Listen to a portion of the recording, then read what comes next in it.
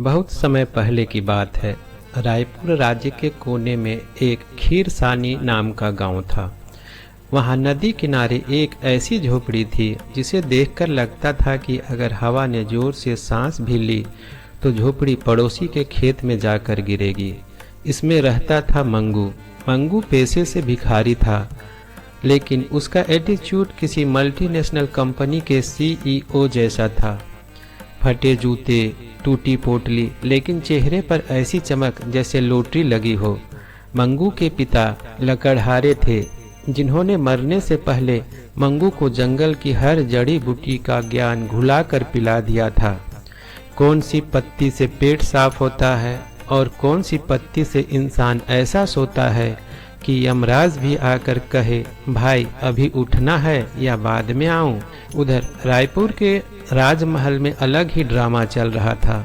राजा राय Pratap depression में थे। वजह उनके छोटे भाई बहादुर प्रताप की गंदी नजर राजगाड़ी पर थी। एक रात राजा ने 2 पहरेदारों को बतियाते सुना।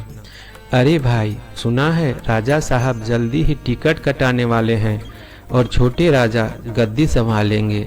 राजा ने सोचा, लो कर लो बात। मेरी सेहत का बुलेटिन ये पहले ही जारी कर रहे हैं। अगले दिन तो हद ही हो गई। राजा जैसे ही शाही थाली लेकर बैठे, महल की बिल्ली मिस्री आई और थाली में मुंह मार दिया। 2 ही सेकेंड में बिल्ली ने आसमान की तरफ पैर किए और ढेर हो गई।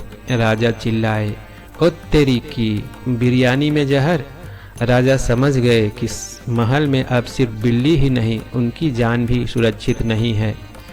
डर के मारे राजा आधी रात को रेशमी कुर्ता और सोने की अंगूठियां पहनकर सीधे जंगल की तरफ निकले। जंगल में भटकते भटकते राजा थक कर एक बड़े पत्थर पर बैठ गए।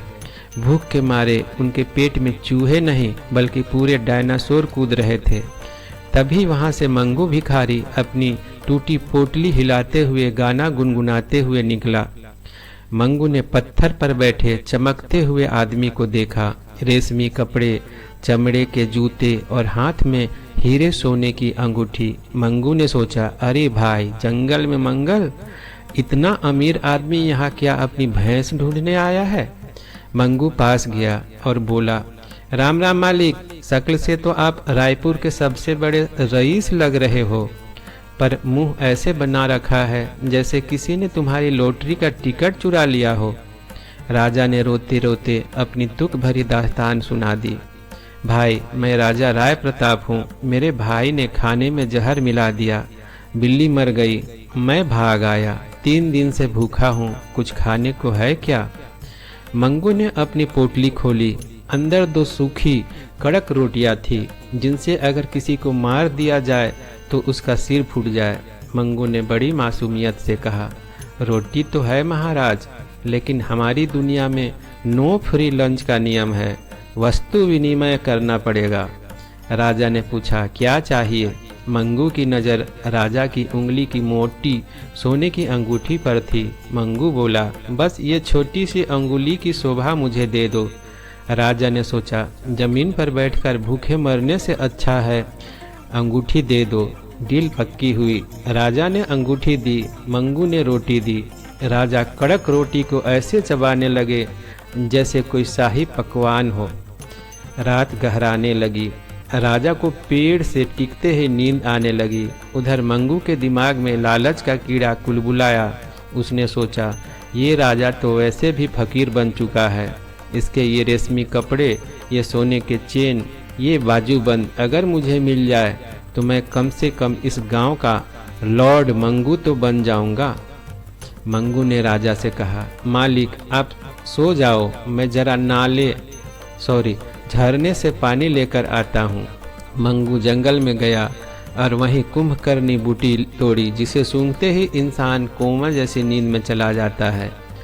उसने पत्तों को मसला, अपने मुंह पर कपड़ा बांधा और राजा के नाक के पास ले गया। राजा ने एक लंबी सांस ली और ऐसे खर्राटे मारने लगे कि जंगल के शेर भी डरकर भाग गए। अब शुरू हुआ मंगू का मेक ओवर सेशन। मंगू ने राजा के सारे गहने उतारे, उनका रेशमी कुर्ता पहना और अपने फटे पुराने कपड़े राजा को पहना दिए। खुद को नदी के पानी में देखकर मंगू बोला, आहा, अब लग रहा हूँ ना असली हैंडसम राजा। लेकिन किस्मत को कुछ और ही मंजूर था। मंगू अभी 2 ही कदम चला था कि झाड़ियों में से 4 चोर डंडे और तलवार लेकर कूद पड़े। चोरों का सरदार कालिया चिल्लाया, रुको, जो कुछ है निकाल दो। तभी कालिया की नज़र मंगू के चमकते कपड़ों पर पड़ी। कालिया बोला, अरे ओ सांबा, ये तो कोई बड़ा मुर्गा है, इसके कपड़े देखो, गहने देखो। मंगू घबराकर अपनी असली औकात पर आ गया। अरे नहीं भाई, मैं राजा वाजा नहीं हूँ, मैं तो खीरसानी गांव का भिखारी मंगू हूँ। वो पेड़ के नीचे असली राजा सोया है, मैंने उसके कपड़े चुराए हैं, विश्वास करो।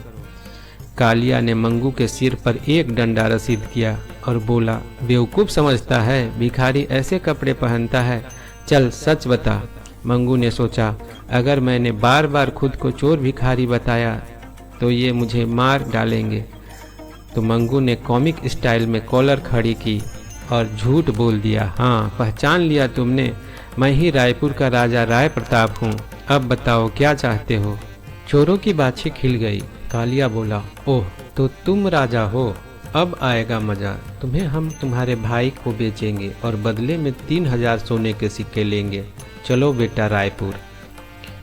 चोरों ने मंगू को बोरे की तरह रस्सियों से बांधा और घसीटते हुए ले चले। उधर सुबह जब असली राजा की आंख खुली तो उसका सिर ऐसे घूम रहा था जैसे वह किसी झूले पर हो। उन्होंने खुद को देखा, फटा कुर्ता, टूटी जूती। राजा चिल्लाए, मंगू, ओए मंगू, मेरी जरी की शेरवानी कहाँ गई।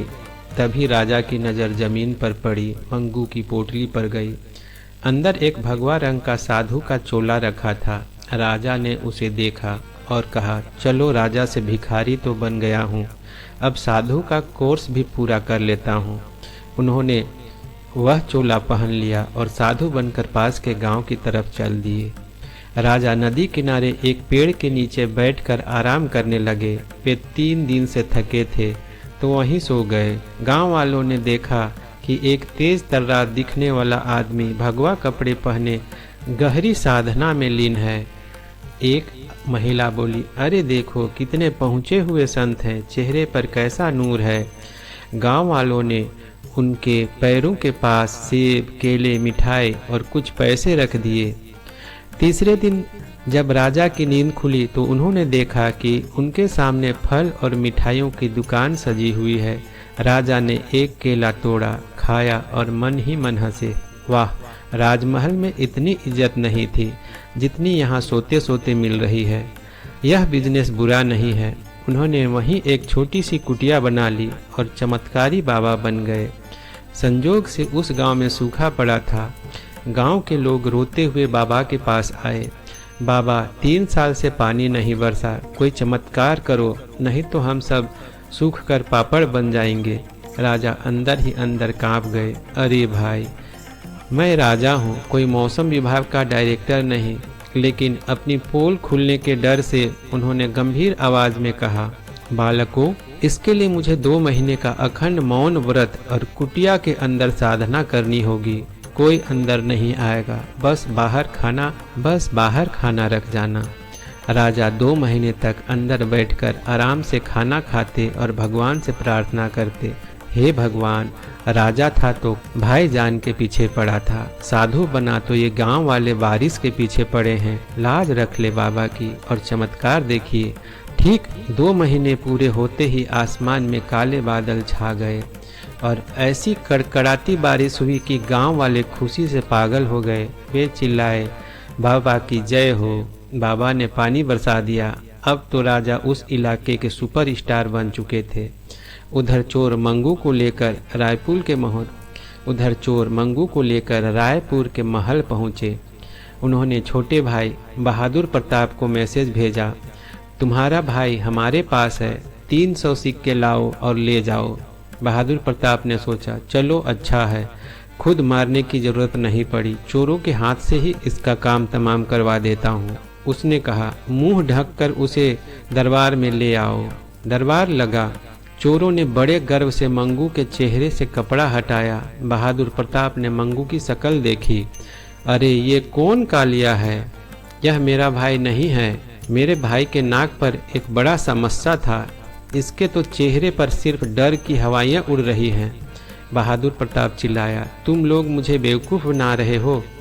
यह कोई बहुरूपिया है। मैं तुम्हें 2 महीने का समय देता हूँ। अगर असली राजा को नहीं लाए तो तुम सबको कोल्हू की बैल की तरह जोत दूंगा। चोर डर के मारे मंगू को लेकर भागे। जंगल में आकर उन्होंने मंगू को 4 लात मारी। साले, नकली राजा बनता है? मंगू रोते हुए बोला, मैंने तो पहले ही कहा था भाई, पर तुम ही हमें अंबानी समझ बैठे थे। अब चोर और मंगू असली राजा को ढूंढने निकले। ढूंढते ढूंढते वे उसी गांव में पहुंचे जहां चमत्कारी बाबा रहते थे।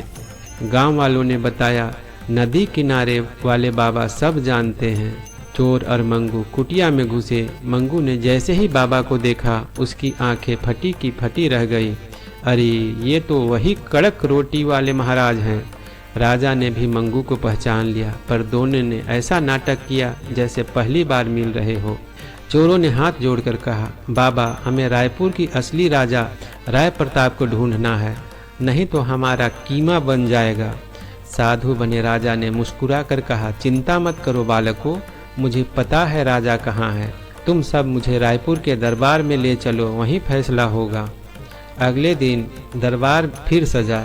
बहादुर प्रताप गद्दी पर बैठा था। चोर मंगू और साधु बाबा दरबार में दाखिल हुए। बहादुर प्रताप ने गुस्से से कहा, चोरों, राजा कहाँ है और इस बुढ़े साधु को क्यों लाए हो?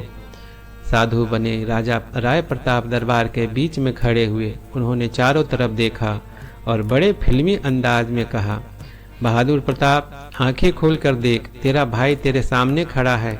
और उन्होंने साधु का चोला उतार फेंका।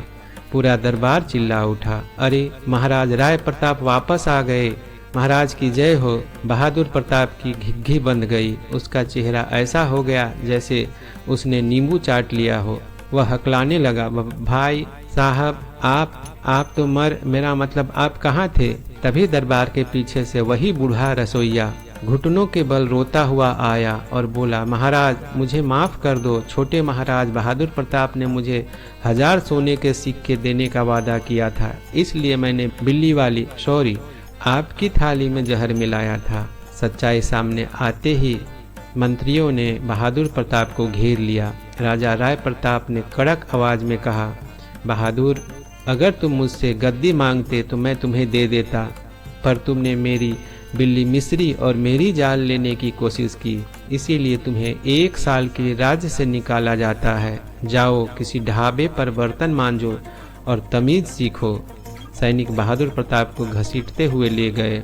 अब बारी आई मंगू की। मंगू थर थर काँप रहा था। महाराज, मुझे तोप से मत उड़ाना, मैंने बस कपड़े चुराए थे। राजा हंसे और बोले, मंगू, भले ही तुमने लालच किया, लेकिन तुम्हारी वजह से ही मैं महल के गद्दारों को पकड़ पाया, और जंगल की जड़ी बूटियों का तुम्हारा ज्ञान अद्भुत है, इसलिए आज से मैं तुम्हें रायपुर राज्य का औषधि और पर्यावरण मंत्री नियुक्त करता हूँ। मंगू खुशी के मारे नाच उठा। वाह, भिखारी से सीधा कैबिनेट मंत्री। राजा ने चोरों की तरफ देखा और कहा, और तुम चारों गधों ने जंगल में बहुत डंडे चलाए हैं, आज से तुम चारों को महल की शाही बगीचे की माली बनाया जाता है। अगर एक भी फूल मुरझाया तो तुम्हारी खैर नहीं। दरबार तालियों और ठहाकों से गूंज उठा। इस तरह एक लालची भिखारी मंत्री बन गया, एक सीधा राजा और समझदार शासक बनकर राज करने लगा, और चोरों को जेल की जगह सीधे काम मिल गया। लालच हमेशा मुसीबत लाता है, लेकिन अगर कॉमेडी और समझदारी साथ हो तो बिगड़ी हुई बात भी बन जाती है।